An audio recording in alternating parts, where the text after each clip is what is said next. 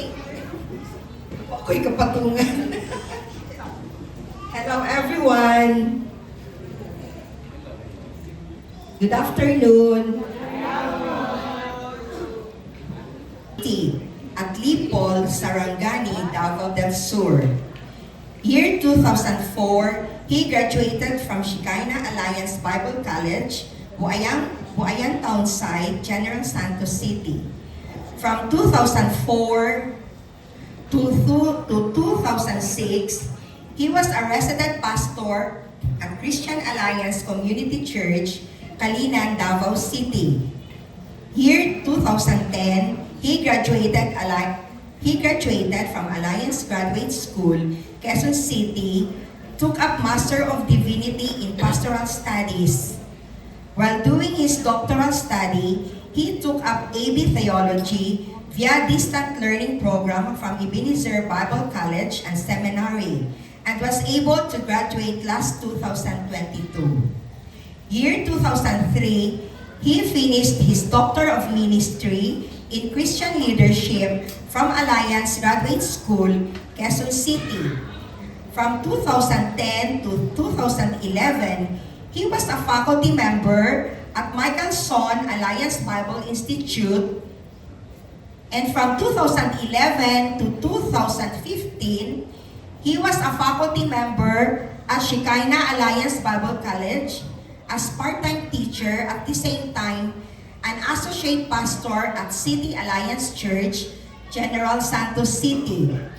From 2015 up to the present, he is the college president of Michael Son Memorial Bible College, Barrio Bukid, Jose Abad Santos, Davao Occidental. He is married to Tiffany E. Barrow, blessed with two daughters, namely Dria Faye E. Barrow, and the second one is Shinanaya E. Barrow. Ladies and gentlemen, our guest speaker this afternoon is none other than Dr. Frederick C. Barrow. Let's welcome him with a round of applause.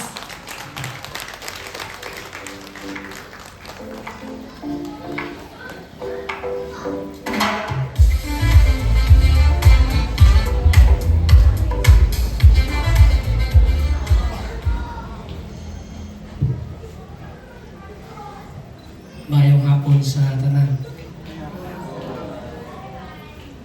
It is a joy to be with you this afternoon. Bago lang po nagkaila ni Sir, when we had a discussion about our district, and we were not able to really acquaint with one another sa kining susaman ini. Nagkailhanay mi kaayo through chat. But anyway, thank you for inviting me to share God's Word this afternoon sa imuhang retirement. I am not so sure if congratulations is the right word to say, because I look at retirement in a different perspective. Kanang word nga retire, mag-ilis lang kag ligid ba? You are changing attire because Sir Aram is actually going to be focused on the ministry. And we are so grateful for that, for your life. I also believe that your years in academe, in teaching students, transforming lives, is more than enough tool for you to become competent and effective in God's ministry. So God bless to the new opportunity for you. Okay, before we move further, shall we pause for a short prayer. Our great Father, we are grateful for the time together, for the opportunity to wrestle with you with your word. Grant us wisdom and understanding. Allow your Holy Spirit to just really move to each one of our lives. We give you glory, we give you honor. In Jesus' name, amen. I'd like us to look at Psalm 1, verses 1 down to 6. And let me read it for emphasis sake. Blessed are those who do not follow the advice of the wicked, or stand around with sinners, or join with the mockers, but they delight in the law of the Lord, meditating on it day and night. They are like trees planted by the streams of water, bearing fruit each season. Their leaves never wither, and they prosper in all they do. But not so the wicked. They are like a worthless chaff, scattered by the wind. They will be condemned at the time of judgment. Sinners will have no place among the godly, for the Lord watches over the path of the godly, but the path of the wicked leads to destruction. May the Lord blesses us upon the reading of His Word. I look at success in two different ways because many of us natay multiple definitions sa success. Many would think that success is actually reaching the pinnacle of your goal. And we usually base it on the acquisition of material possessions. Pag kwartahan ka, successful ka. Pag naakay sakyanan, successful ka. Pag dakoy mong balay, successful ka. And this is so different into spiritual perspective because we look at success, we measure it based on our intimacy with God. Because we always believe that bisan pag maangko na to ang tibok kalibutan, kung wala tayo relasyon sa Ginoo, everything becomes worthless and useless. You can just imagine of a loved one who died.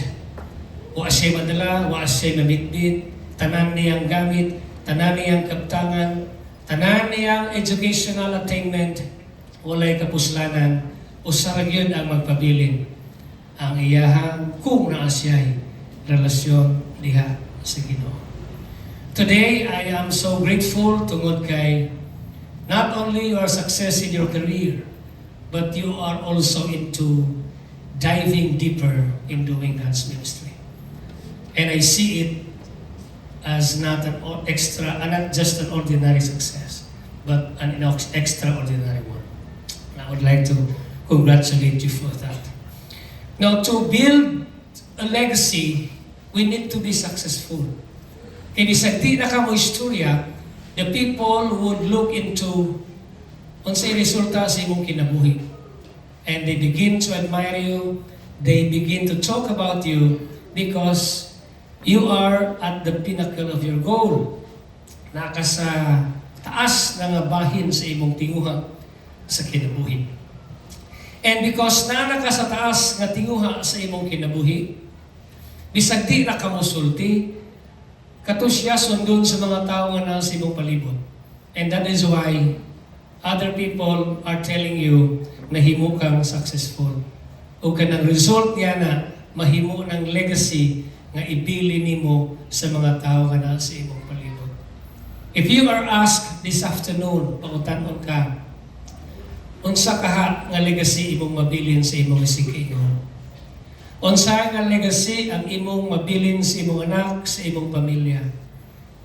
Na kay nabilin nga 5 billion, na kay nabilin nga 2 million, na kay gibilin nga titulo para mag-ilog sila, or nag-ingon ang uban, ang pinaka-best kay imong ibilin sa imong pamilya aron dili sila mag-ilog ug mahanaw kanining kalibutan, utang.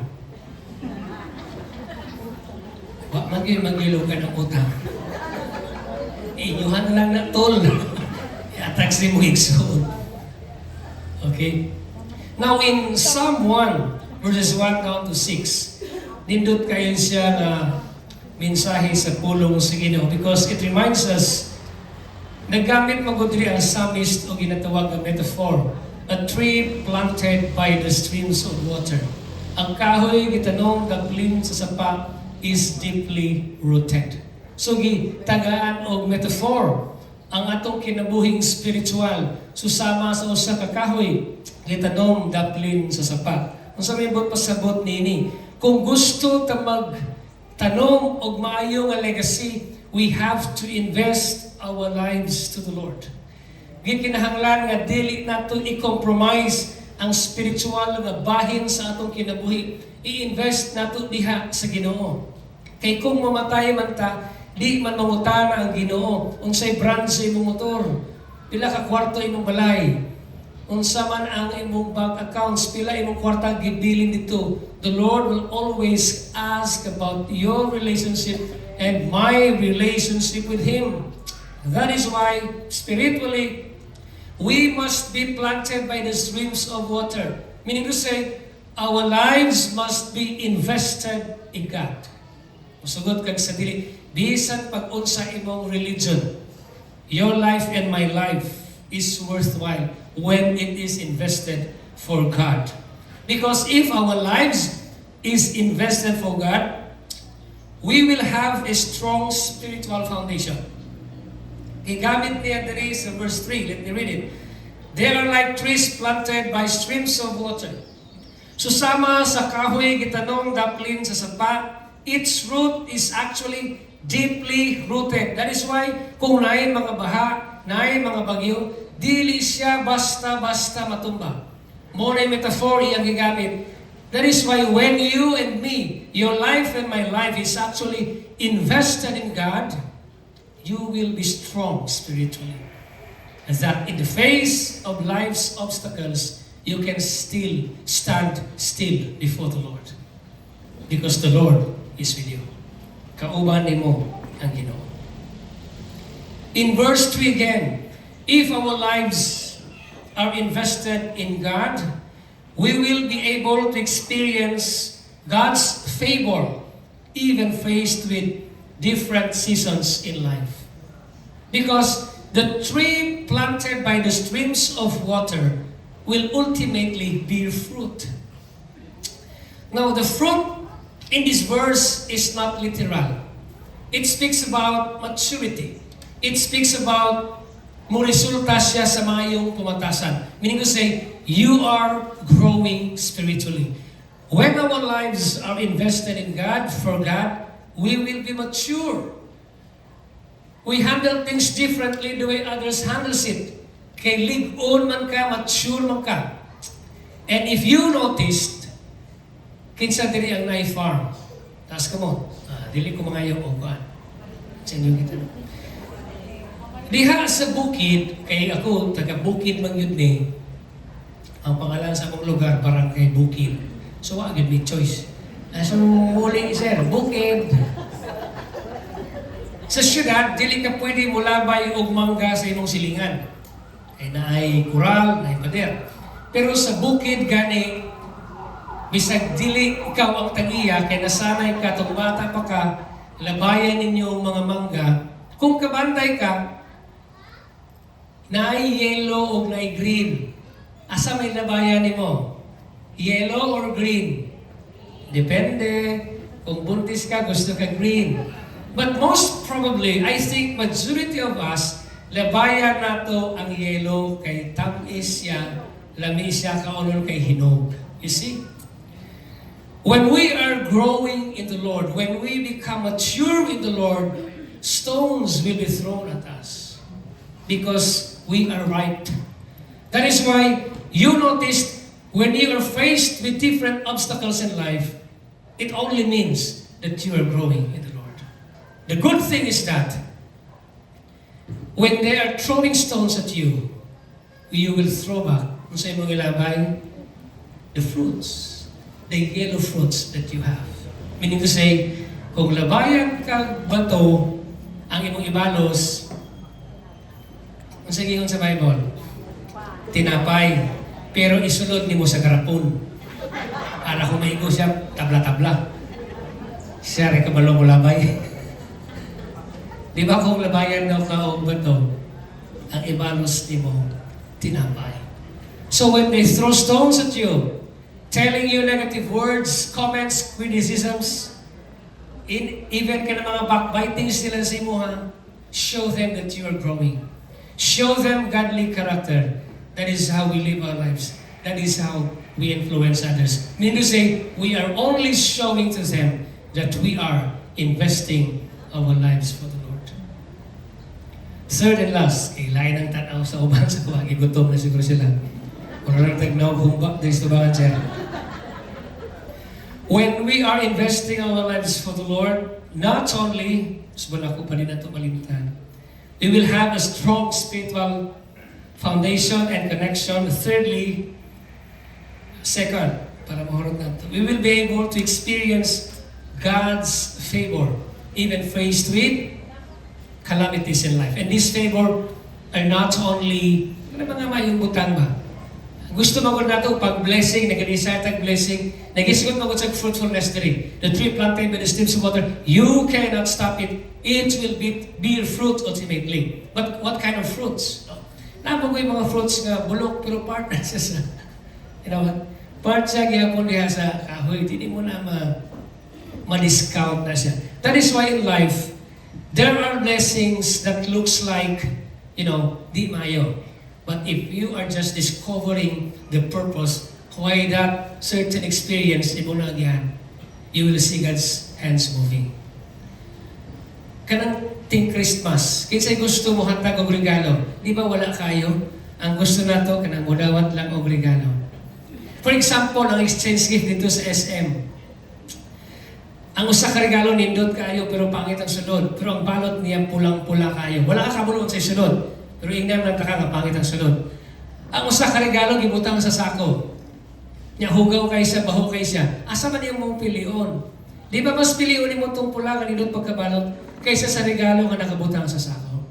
So, it is easy for us to judge our experiences. Pag pangit galing ang experiences, we blame others, we blame our surroundings, and ultimately, we blame God. Walang pagganay nato na-discover unsay intention sa Ginoo sa atong mga circumstances. Naikanta sa simbahan, what if God's blessings will come through raindrops? What if God's blessings will come through tears?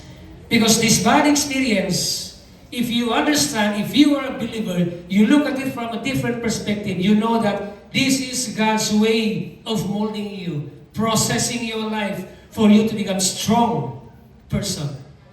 So that in the face of life's obstacles, you can still be strong. You can still be firm in your relationship with God. Third and last, if we invest our lives for God, we will be able to endure these life's adversities through the strength of God. Ingon diha sa verse 3, they are like trees planted by streams of water, bearing fruit in season. Their leaves never wither. Ang iyang dahon dili basta malaya. Mo survive yun na siya. Ano man, kay ang iyang ugat always connected sa source, sa tubig. I really like the metaphor. If your life and my life is always connected with God, no discouragement stopped you from serving Him. No calamities in life will stop you to discover God's purpose for your life. That is why, sir, it is not too late to be part of God's full-time ministry. This is God's timing for you. I know that He is placing that passion, that fire inside your heart, so that you will continually be desiring serving Him. Samot na karon na wala na kay kakulian. So my prayer is that the Lord will use you effectively and mightily. The message is not just intended for Sir, but for all of us who are here. I'd like to end this sermon with a prayer. Manindog tanan, and let's extend our hands to Sir. Let's offer a prayer for him. There might be an adjustment para sa iya, ha? A different field iyang atubangon. But let us pray for God's divine intervention upon him. Let us pray. Our great God and loving Father, we are so grateful. We always believe that you are in control of our lives. At times in our decision makings, mas magmanifest ang personal interest, of course, kay amo ang mga kinabuhi. Forgive us in failing to discover your purpose for our lives. Instead, mas ina-discover na mo ang purpose para sa kalibutan. Today, we celebrate with Sir Aram. We celebrate ang iyang accomplishments, ang iyang success, persevering attitude ang gihatag nimo sa iyaha. We celebrate good health, and we pray that the coming days dili mahimong kawam o useless o worthless para sa iya. We are grateful for opening opportunities for him nga mamahimong kabahin sa imong bulahaton. I pronounce blessings to him and his entire family. I pray, Lord, that you will minister to him. Allow your Holy Spirit to move freely, work mightily on his life. And I pray that he will become a person of worth and value diha sa imong atubangan. Make this life nga naa niya galamiton, useful diha para sa imuha. Today we rejoice tungod kay nahimong nagbilin siya og mga positive legacies, not just for his family but for the community asa siya nagtrabaho. I pray that those legacies mamahimong guidance, mamahimong direksyon sa uban nga mga pamatanon, even ang iyang co-teachers, so that they themselves will find the true meaning and purpose of their existence. Because we know that this life that we have must be offered back to you, used for your glory and honor. We give you glory, we give you honor. We offer His life to you once again. In the name of the Father, the Son, and the Holy Spirit. Amen and amen. Please be seated. Thank you very much. Amen. Thank you, Dr. Barrow. A life of service is a life of faith. We are reminded that while Sir Aram may be retiring from the school, he is never retired from God's plan. Gratitude is the fairest blossom which springs from the soul. We now invite the Glapetea and the Glan Palida National High School staff for a song of gratitude to Sir Aram. Everyone, please